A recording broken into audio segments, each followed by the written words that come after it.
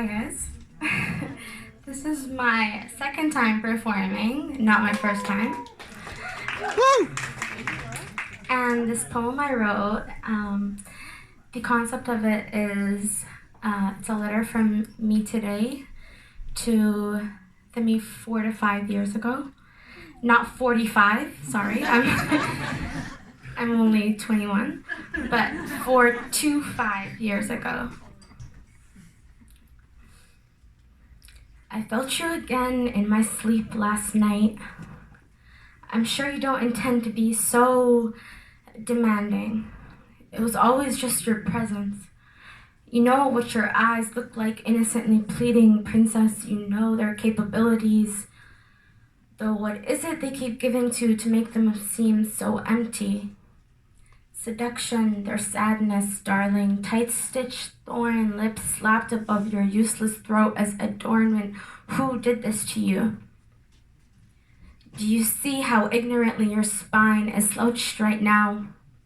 Where is the regard to the limbs that bear it and flesh that shield it? Stop trying so fucking hard to be a solution dispenser and listen to the spaces in between. Untuck your kangaroo tail to make space for dignity to grow welcome here. I promise it will. I wish I could hold you, but I'm afraid I'd break you. I can hear your heart beating a war drum 5 years away. See the hollows beneath your eyes to match your heart, your relentless attraction to tragedies and art. I'm here to tell you that heartbreak really is as beautiful as the songs they're inspired by. So look at your scars as souvenirs you've collected from the places you've traveled. Seek solace in your silence and reassurement in the stillness of the earth beneath you, to where you shall return just as you came. I want to ask you if you've ever experienced what it was like to put together your airplane part thoughts. I've flown over oceans less polluted than your headspace, but if it makes you feel only any better, I feel like letting you know that your urge to write suicide notes will turn into the thirst to write poetry.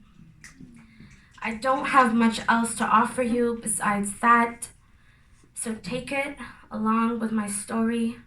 Take time in bulk, for there's plenty enough to go around. Take time with yourself. Let the sour aftertaste of your pride teach you to stop swallowing it once and for all. We both know the word bitch was inspired by cavemen who actually meant strong, independent women who make us feel inferior when they do exactly how we do. So put yourself first and second and third and last. When you were 8, you liked to come to class with a pack of gum every week so that you'd be the center of attention for a quick fleeting moment. Don't be ashamed of that. Attention isn't as malevolent as they tell you at Sunday story time. Just don't cry for it, my love, demand it. Like morning glory demands the sun, like nourishing the mind demands space and time, and I'm still working on that. Demand respect, but relinquish control. Like a floating senator whose only fear is how much water he'll need to choke on before being deemed a martyr. You are what the Big Bang would look like if it was woman. And in another life would be the ones we've always wanted to become. You are what fire would look like if it was woman. You do not have to lift weights because you think you deserve to crumple beneath them, but do it to grow stronger. Do broken mirrors punish themselves when they're not picked up after they break? There's a difference between shame and guilt, and you are the type of abandoned building that hosts homeless creatives and half-baked teens who've run away from homes similar to yours. Close the door once in a while. Yeah.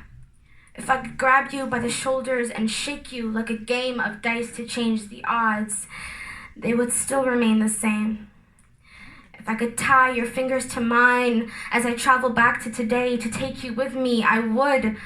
But time is of the essence. I'm so sorry for the feathers I've unplucked from your past just to make it more palatable to swallow.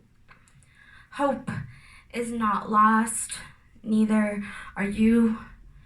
You are precisely right where you're supposed to be. Keep it going for Toka, please. And keep applauding for our next open micer. It's Bizleen. Welcome, Bizleen, all the way up.